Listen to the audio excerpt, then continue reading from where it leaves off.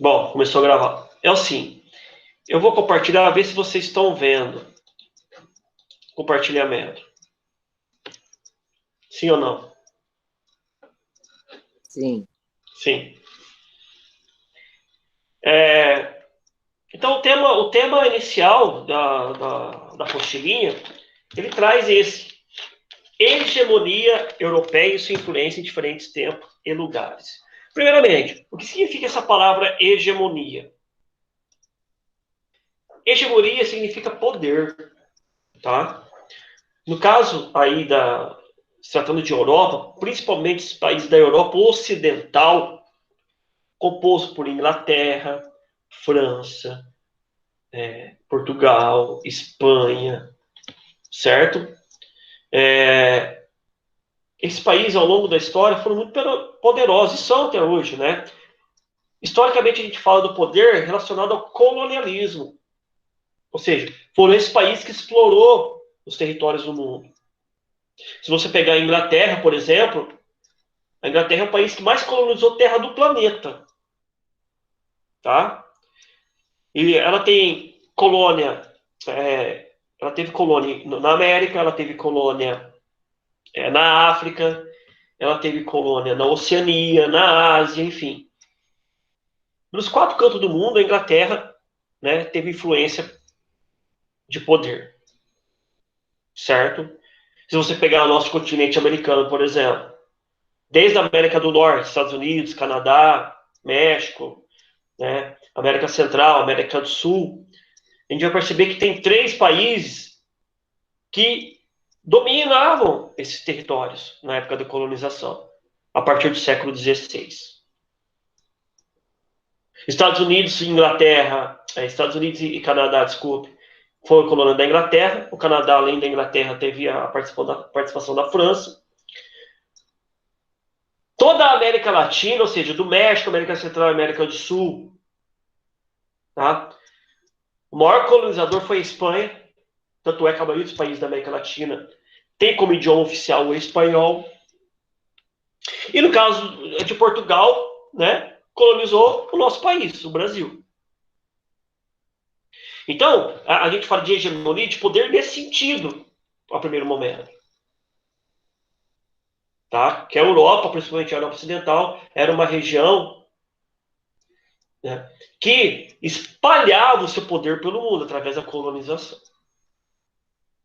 Daí para dar a palavra, né, quando a gente lê aí, hegemonia, poder, em diferentes lugares, como eu já falei, né, nos cantos do mundo, nos quatro cantos do mundo, teve ali o dedinho da Europa.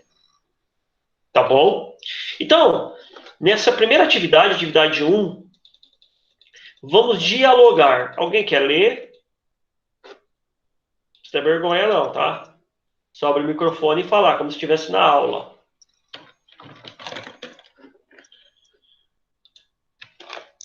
Bom, tá bom, eu leio. Então, pelo menos acompanhe comigo. Você já parou para pensar que a história de um país pode ser contada por meio de sua arquitetura? Olha que importante. São símbolos, né? Para iniciar o diálogo com os colegas, professor, sobre as influências culturais, artísticas e arquitetônicas da Europa, em diferentes regiões e períodos, observe e analise as imagens que retratam paisagens urbanas, identifique que países colonizadores influenciaram a construção desses edifícios, contribuíram para a formação do patrimônio histórico natural da América Latina. Então, por um lado, nós temos aí, olha que interessante, né? Esses dois prédios aí, a arquitetura deles, ou seja, o desenho, o design desses prédios, parece que está no mesmo lugar. Tá? O jeito, o formato dele. Primeiro, a Estação da Luz, São Paulo. A Estação da Luz, hoje, né, é uma estação de metrô lá em São Paulo. Tá? Que tenha se inaugurado em 1910, ok? Hoje ela tem essa estrutura arquitetônica de total influência da Europa, influência europeia. Olha aí também o Palácio de Belas Artes da Cidade do México, no México, né?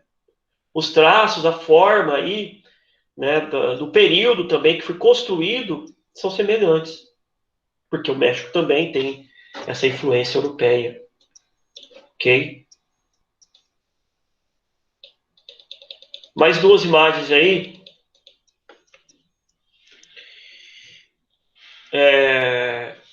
Lembrando que, lógico, o Brasil, né, colônia de Portugal, e o México, colônia espanhola.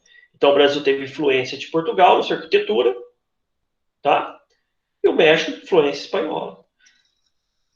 Agora, essas duas imagens também, quando a gente observa, parece o lugar arremetido aí, né? Parece muito com as edificações europeias. No caso aí dessa imagem onde tem esse mar, né, chamado Curaçao. Curaçao é uma ilha, tá? Que fica no Caribe. Caribe fica ali entre o México e a América do Sul, e as ilhas ali da América Central, tá? Chamado Caribe, Mar do Caribe. É um lugar lindo, tá bom? Nunca fui lá, mas só de ver as imagens a gente percebe. Curaçao é uma colônia holandesa, tá? Se você pegar a Amsterdã, capital da Holanda, e ver a arquitetura, certo? Os prédios da Holanda, vai notar uma semelhança. Vai falar, pô, quando alguém viaja para essa região, Curaçao aí, turística, se sente no pedaço da Holanda, mas geograficamente ela não está na Holanda. Está no Caribe, América Latina. Mas os traços é muito simbólico. Remetem à colonização europeia, no caso de Curaçao, Holanda. Bom, aí nós vemos a imagem 4, a catedral, né, de Cuenca, no Equador. A catedral é uma igreja, né, igreja católica. É uma igreja grande, né, a gente percebe aí o tamanho das torres, enfim, e arremetem também à arquitetura europeia. No caso aí, lembra muito a arquitetura de Barcelona, essa igreja. Barcelona é uma cidade, tem um time lá, né? De onde que é Barcelona? De que país? Tem um time do Barcelona. Catalunha? Ah, a Catalunha ainda não é um país, né, Gabriel? Tá certo, fica na Catalunha, como se fosse uma província da Espanha. Certo? Ainda pertence à Espanha. Ok? Então, assim, a gente observando essas imagens e fazendo associação com o período colonial, né? Onde os europeus vieram aqui na América, exploraram, é muito simbólica você ver a arquitetura. Por exemplo, não aparece aqui na apostila, mas a região sul do Brasil, quando a gente visita cidades como Joinville, Blumenau, Brusque, tá? Você percebe uma arquitetura típica da região da Alemanha, né? Por quê? Que ao viajar para as cidades do Brasil, né, a gente observa casas, prédios, que lembram muito a arquitetura alemã. Por quê? Porque ali, naquela região, especificamente do Brasil, tem muitos colônios alemães. Tem muitas pessoas imigrantes que vieram da Alemanha. Tá? A Alemanha fica na Europa. Então a arquitetura, a gente começa vendo essas imagens, né, da arquitetura desses lugares aqui na América, e a gente lembra da Europa, né? E a gente arremete também à hegemonia, como essa região influenciou muita cultura nossa aqui, em todos os sentidos, não só a cultura no campo da arquitetura, mas trouxe consigo a sua religião, costumes, culinária. Bom, na atividade 2 agora, olha aí que eu destaquei, Hegemonia europeia e eurocentrismo. O que significa a palavra eurocentrismo? Hegemonia a gente já viu que é poder. E eurocentrismo? O que será que significa isso? Na época da colonização, que começou lá no final do século XV, XVI, tá? A Europa tinha um grande poder, né, perante o mundo. Né? Tinha e tem ainda, né? Mas naquela época eles eram o centro do mundo. A região mais poderosa. E isso foi até a Segunda Guerra Mundial, onde a Inglaterra era a maior potência, substituída então pelos Estados Unidos. Tá? Então, durante centenas de anos, a Europa dominava principalmente o mundo ocidental, como grande potência. Por isso a gente fala de eurocentrismo. Na época do Renascimento, o que é o Renascimento? Renascimento cultural. A transição entre a Idade Média e a Idade Moderna, a gente vai perceber que os grandes pensadores, cientistas, artistas da época vieram da Europa. Tá? Se você pegar aí cientistas, astrônomos como Galilei era italiano. Tá? O Leonardo da Vinci também italiano. E o maior gênio de todos os tempos, né? O Leonardo da Vinci, Michelangelo. Nicolau Copérnico era português. Nicolau Copérnico era um astrônomo polonês, desculpa, que descobriu o heliocentrismo, ou seja, que o Sol está no centro do universo, não a Terra. Tá? As grandes navegações surgiram da Europa.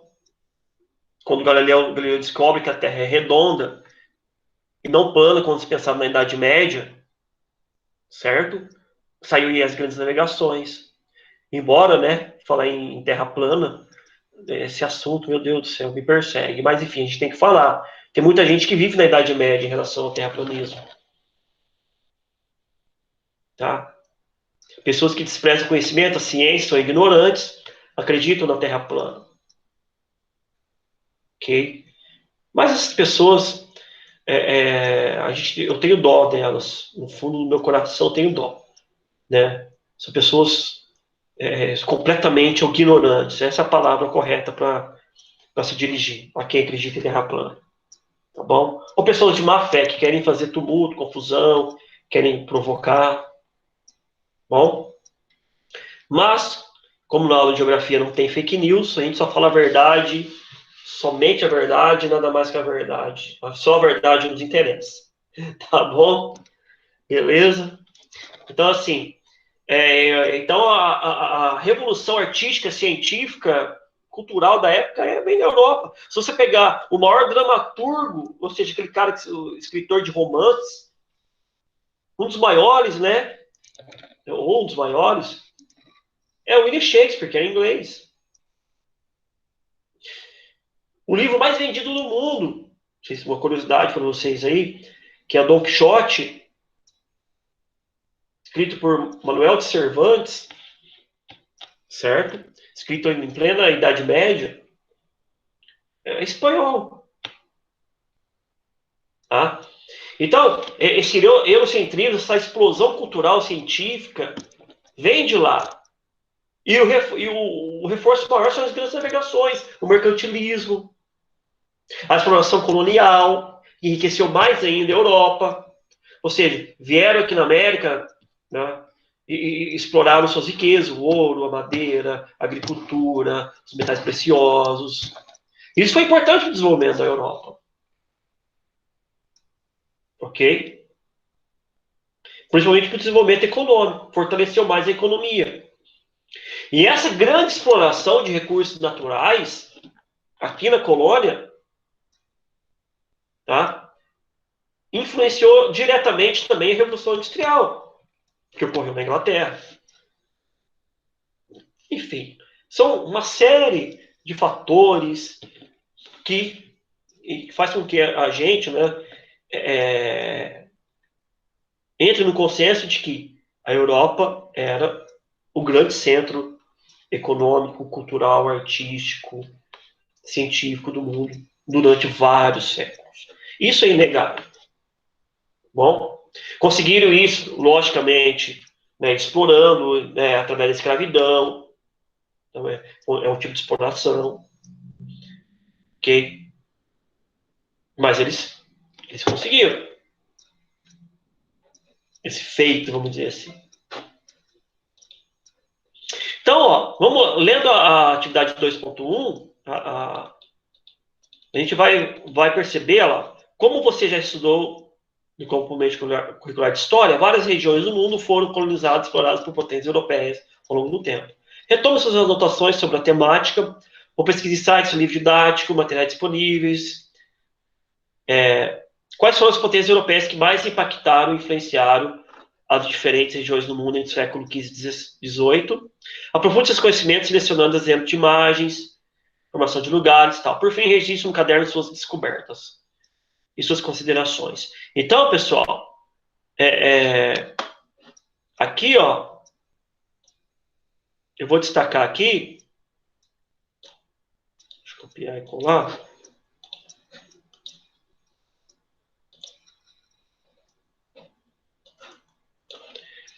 Essa perguntinha.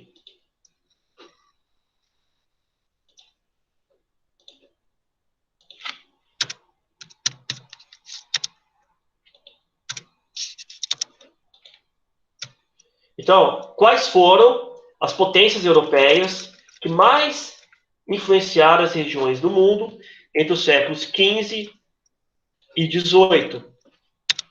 Essa é a pergunta, né, daquela atividade. Então, eu vou compartilhar aqui outra tela, vou descompartilhar essa. Vocês copiem no caderno.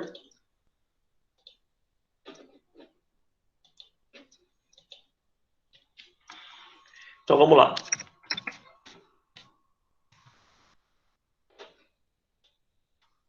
Estão vendo agora? Estão vendo que eu compartilhei? Sim. Sim. Então, uma atividadezinha bem tranquila para a próxima aula. É a pergunta que eu tirei da própria apostila, tá?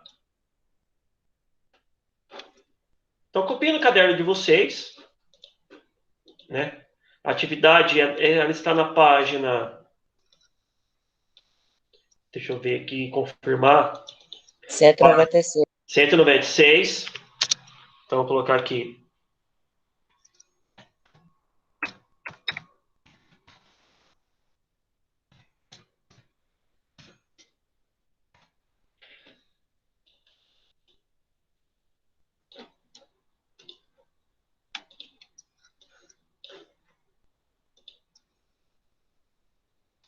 Vou ficar bem visível, né? Vou colocar em letra grande aí.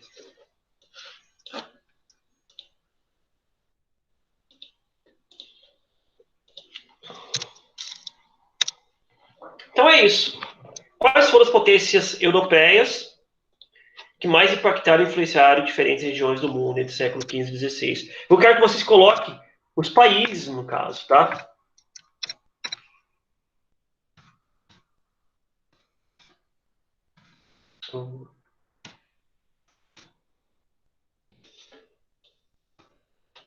Essa é a pergunta.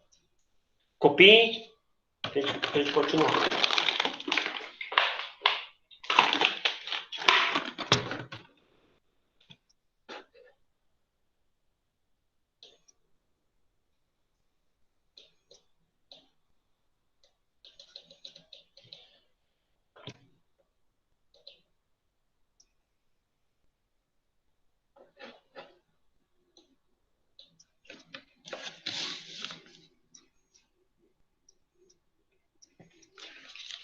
Copiaram?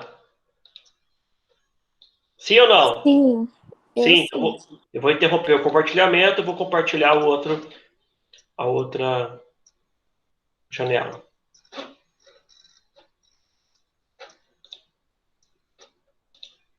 Certo. Então, ó, na aula de hoje, o que vocês devem entender, tá? E não decorar, a palavra decorar, ela não existe mais na geografia, graças a Deus. Então, essa coisa de decorar nome de rio, capital, né, relevo, essas coisas que ficam no passado, a geografia, ok? Porque é uma tortura. A geografia é feita dessa forma, né, que vocês decorem as coisas. Isso você não aprende nada, tá? Mas o que vocês têm que entender nessa aula de hoje? Que a Europa, basicamente, né, a Europa ocidental, né, composta por Inglaterra, França, né, Espanha, Portugal, ela é chamada de eurocentrismo, porque era o centro do mundo, e uma região hegemônica de poder. Por que centro do mundo? Como eu já falei, né, centro na questão aí de poder cultural, poder científico, poder artístico, poder de influência nos quatro pontos do mundo, tá? Hoje, hoje, a Europa ela tem sua importância, sim, tá? Claro que sim. Ela ainda é uma região extremamente importante economicamente, desenvolvida, na questão da ciência, tecnologia, da cultura, né? No caso aí do turismo. Mas, atualmente, nós temos uma outra potência, que substituiu a Inglaterra, no caso, até a Segunda Guerra Mundial, que são os Estados Unidos. Se tratando de potência mundial, potência cultural, potência política, potência militar, potência econômica, hoje são os Estados Unidos. Ok? Mas se a gente pegar na história, nós tivemos outras potências. Isso depende do tempo e do espaço que a gente está analisando. Por exemplo, na idade neolítica, né? Ou seja, quando começou as primeiras civilizações, nós tínhamos o Egito como uma grande potência, no Império Egípcio, né? Os babilônios ali na Mesopotâmia, né? Depois o Império Romano, tá? No mundo oriental, o Império Turco-Otomano foi uma grande potência também. E todas as potências tiveram o início, o auge e caíram. Aí na Idade Média, a Europa, ok? Mas é só ali na Europa, na Idade Média, por exemplo, a América, a Oceania ainda não sido descobertos. Então, e na Idade Moderna, aí sim, aparece o eurocentrismo. A Europa como uma região hegemônica, porque foram os grandes exploradores, colonizadores. E isso acaba, né, na Segunda Guerra Mundial, praticamente, com a ascensão dos Estados Unidos. Então todo império tem o começo, o auge e a decadência. Foi assim no Império Egípcio, foi assim no Império Romano, tá? Foi assim nos governos absolutistas da Idade Média, ok? A questão da hegemonia europeia também teve a queda desse poder. Ainda eles mantêm, mas não tanto quanto os Estados Unidos. E agora nós temos os Estados Unidos. Beleza, pessoal? Tudo bem? Vocês querem fazer alguma pergunta? Não? Não. Não, então tá bom. Então a proposta é essa: é uma aula objetiva, um pouco tempo, tá? Mas assim, ela é importante para a gente fazer um acompanhamento da apostila e fazer essas discussões aqui. Não é uma aula de uma hora e meia, 2 horas estendida, né? Porque não é o caso da aula online, né? E que bom vocês participaram. Espero que na próxima aula mais coleguinhas aí também entrem, porque é muito importante. Ok? Beleza? Então eu vou agora parar a gravação